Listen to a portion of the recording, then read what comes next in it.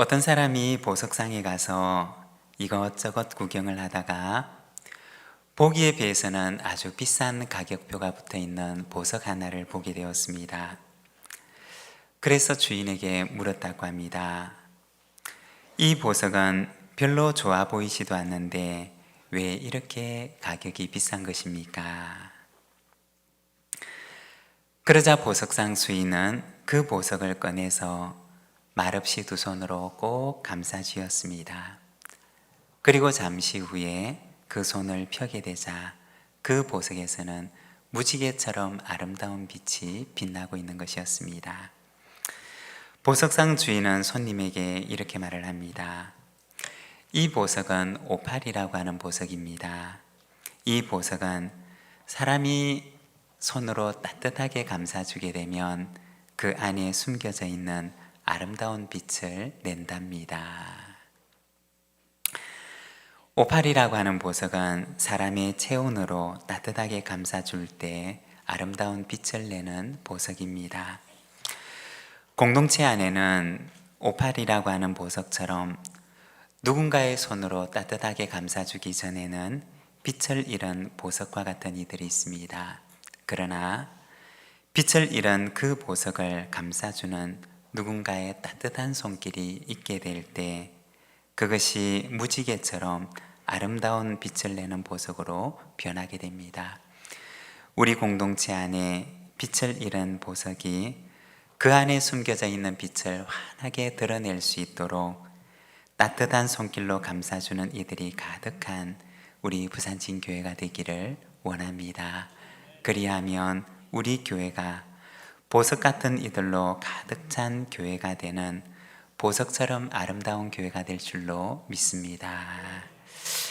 오늘은 디모데후서 2장 말씀을 통해서 배우고 성장하는 교회, 부끄러울 것이 없는 일꾼이라는 제목을 가지고 오늘 말씀을 함께 묵상하고자 합니다. 우리가 디모데후서 말씀을 계속해서 묵상을 하고 있는데 이 디모데후서 말씀은 에베소 교회에서 힘겹게 목회를 하고 있는 연소한 목회자 디모데에게 바울이 보낸 편지입니다. 디모데가 목회를 하고 있는 이 에베소 교회는 어떤 교회냐? 잘못된 가르침을 전하고 있는 사람으로 인해서 큰 어려움을 당하고 있는 교회였습니다. 16절과 17절의 말씀을 보면 이렇게 말씀을 합니다. 망령되고 헛된 말을 버리라. 그들은 경건하지 아니하매 점점 나아가나니 그들의 말은 악성 종량이 퍼져나감과 같은데 그 중에 후메네오와 빌레도가 있느니라. 에베소 교회 안에 보면 잘못된 가르침을 전하는 이들이 있었는데 오늘 우리가 읽었던 이 디모데의 후서 말씀을 보게 되면 이들이 가르치는 그 잘못된 가르침은 마치 악성 종량과 같은 것이다 라고 말을 합니다. 여기서 악성 종량이라고 하는 말은 오늘날 우리가 얘기하는 암이라고 하는 질병을 가리키는 말입니다. 이 암이라고 하는 악성 종량에는 특징이 있다고 합니다. 먼저 첫 번째는 세포 안에 있지만 그러나 자기의 기능을 행하지 않는다고 합니다. 예를 들어서 우리의 장기 가운데 위가 있는데 이 위 속에 악성 종양, 이 암이라고 하는 세포가 있게 되면 위를 구성하는 그 세포들은 그 장기가 가지고 있는 그리고 그 장기가 감당해야 하는 역할을 한 세포가 각자 자기의 역할을 감당을 합니다. 그러나 이 악성 종양, 암이라고 하는 세포는 자기 위치는 가지고 있지만 그러나 그 자리에서 자기가 해야 하는 역할을 전혀 하지 않게 됩니다. 그리고 두 번째, 이 세포는 무한 증식을 한다고 합니다. 일정 시간이 지나고 나면 세포가 사멸되어야 하는데 그런데 이 암이라고 하는 세포는 사멸하지 않고 무한정식을 반복한다고 합니다. 자기 기능을 하지 않으면서 무한 증식을 통해서 제 기능을 하지 못하는 세포로 장기를 가득 채우면서 몸을 위태롭게 하는 세포인 것입니다.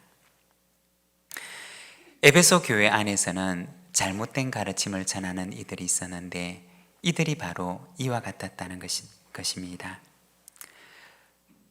가르치게 되면 그 가르침을 받는 이들이 하나님께로 더 가까이 나가야 되고 그리고 더욱 경건하게 바뀌어져 가야 되는데, 그런데 그들의 가르침은 경건한 모습이 아니라 경건하지 않은 모습으로 나아가도록 했고, 그리고 그들의 가르침은 공동체를 다툼과 분열로 나아가도록 만들었던 것입니다.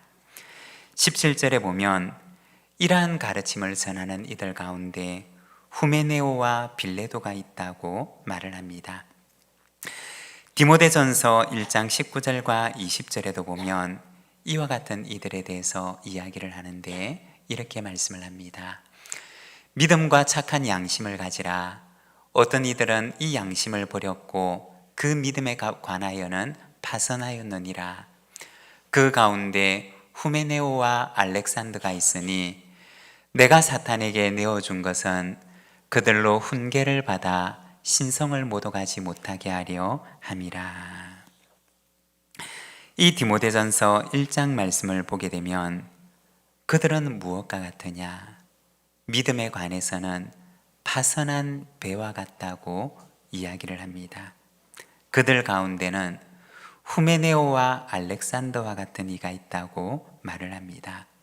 그리고 이어서 바울은 이들을 사탄에게 내어주었다고 말을 합니다. 바로 이들을 교회 공동체 내에서 출교시켰음을 말하는 것입니다. 그리고 디모데후서 4장 14절에 보면 이렇게 말씀을 합니다. 구리 세공업자 알렉산더가 내게 해를 많이 입혔음에 주께서 그 행한 대로 그에게 갚으시리니 너도 그를 주의하라.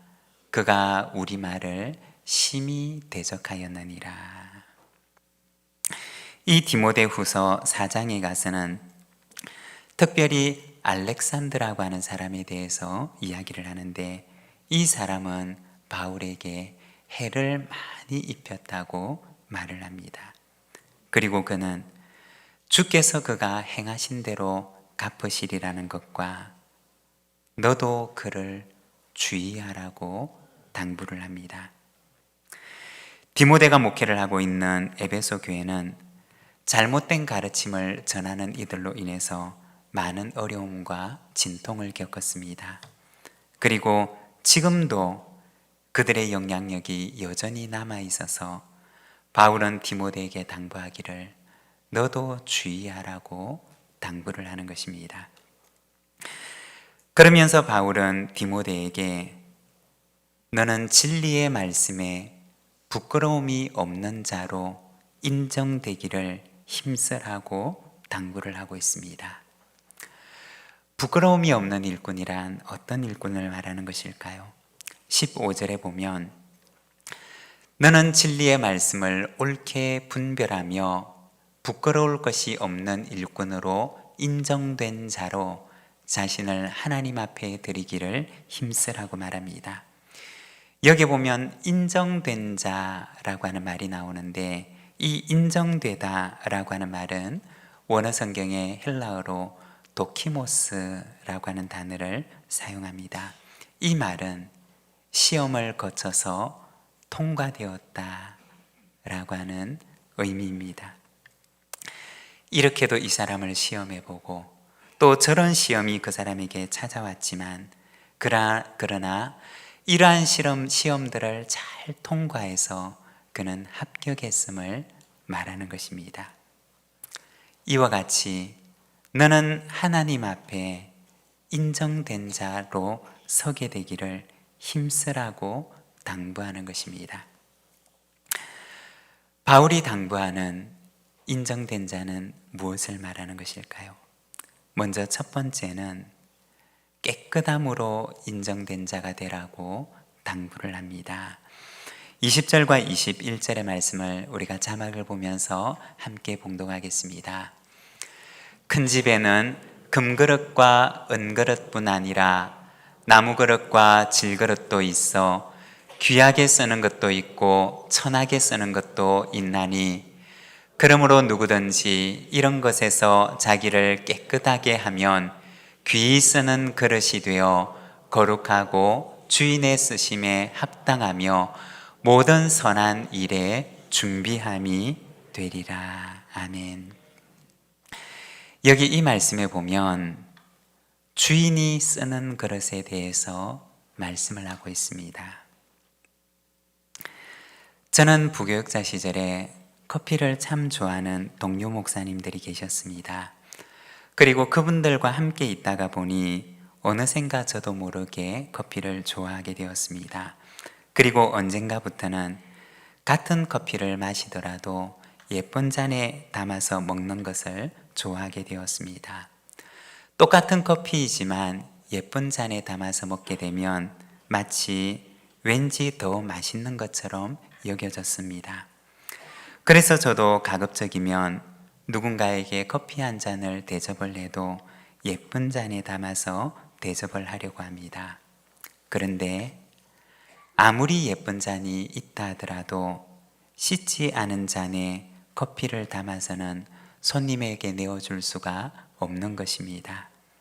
만일에 예쁜 잔이 씻겨져 있지 않으면 조금 덜 예뻐도 깨끗하게 씻겨져 있는 잔을 사용하게 됩니다. 간혹 교회에서 사역을 하다가 보면 멋진 그릇처럼 좋은 달란트를 가진 사람들을 만나게 되기도 합니다.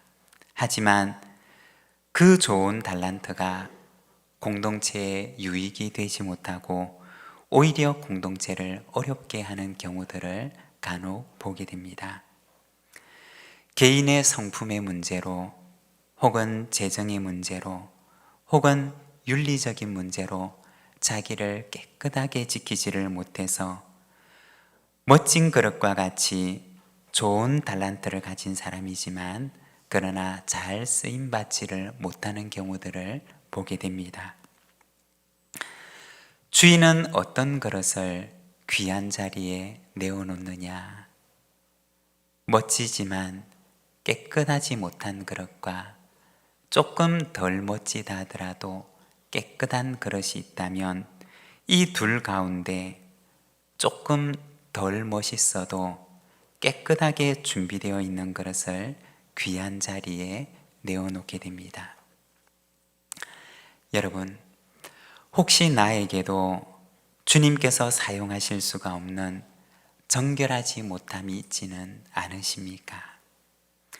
불의한 것들로부터 그리고 정결하지 못한 것들로부터 나를 깨끗하게 하여서 주인이 쓰시고자 하실 때 귀한 자리에 내어놓을 수 있는 깨끗한 그릇으로 쓰임을 받는 저와 여러분의 삶이 되시기를 바랍니다.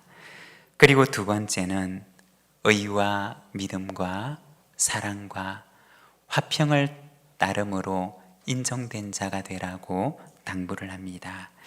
22절의 말씀을 우리가 함께 봉독하겠습니다. 또 너는 청년의 정욕을 피하고 주를 깨끗한 마음으로 부르는 자들과 함께 의와 믿음과 사랑과 화평을 따르라. 아멘. 여기에 보면 따른다라고 하는 말이 나오는데 이 말은 원어 성경에 디오케라고 하는 단어를 사용하고 있습니다. 이 말은 쫓아가다 혹은 추적하다 라는 의미를 지닌 말입니다. 비유를 하자면 사냥개가 사냥감을 쫓아가는데 그것을 놓치지 않기 위해서 힘껏 그것을 따라가는 상태를 가리키는 말입니다. 어떤 것을 붙들기 위해서 힘껏 그것을 쫓아가는 것을 말하는 것입니다. 오늘 말씀에 보면 무엇을 쫓아가느냐?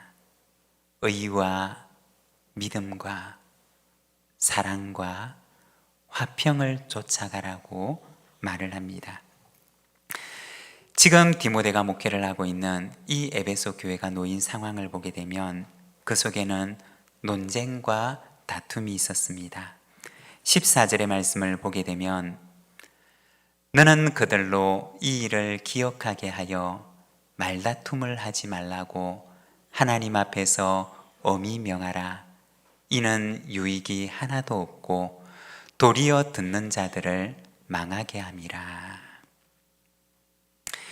에베소 교회 안에서는 잘못된 가르침을 전하는 이들로 인해서 성도들 사이에서 말다툼이 번져가고 있었던 것입니다. 그런데 이와 같은 다툼이 유익이 있었느냐? 그렇지를 못했습니다. 다툼은 공동체에 아무런 유익을 가져다 주지도 않았습니다. 오히려 이러한 다툼으로 인해서 실족하는 이들만 생겨날 뿐이었던 것입니다. 디모데도 사실은 할 말과 하고 싶은 말이 다투고 싶은 내용들이 얼마나 많았겠습니까? 그러나 바울은 디모데에게 권면을 합니다. 너는 청년의 정욕을 피하라. 여기서 피하다라고 하는 말은 도망가다라는 뜻입니다. 청년의 정욕, 청년의 분노, 인간적인 성급한 생각과 마음으로부터 너는 도망가라고 말을 하는 것입니다. 우리가 창세기에 보게 되면 요셉이 보디발의 아내의 유혹을 받을 때 그는 그 죄의 자리에서 도망가게 됩니다. 비록 그것으로 인해서 그가 잠깐 동안은 불이익을 겪게 되지만 그러나 그는 그 죄의 자리에서 도망감으로 인해서 그 죄 속에 빠지지 않게 됩니다. 바울은 디모데에게 권면하기를 너는 청년의 정욕으로부터 도망가라고 당부를 하는 것입니다. 대신에 그가 쫓아야 하는 것이 있는데 바로 의와 믿음과 사랑과 화평을 쫓아가라고 말을 하는 것입니다. 여러분, 복음은 언제나 우리에게 권면을 합니다. 의와 믿음과 사랑과 화평을 좇는 삶을 우리에게 권면합니다. 만일에 아무리 내가 옳아도 그것이 아니라면 그 길에서부터 여러분 달아나시고 도망하시기를 바랍니다. 그리고 의를 따르고 믿음을 따르며 사랑을 따르고 화평을 따르는 자가 되시기를 바랍니다. 그리하면 언젠가 때가 되면 선하고 아름다운 열매가 그 길에 가득 맺히게 되는 것을 보게 될 날이 오게 될 줄로 믿습니다. 그리고 세 번째는 온유한 가르침으로 인정된 자가 되라고 말을 합니다. 24절에서 26절의 말씀을 우리가 함께 봉독하겠습니다.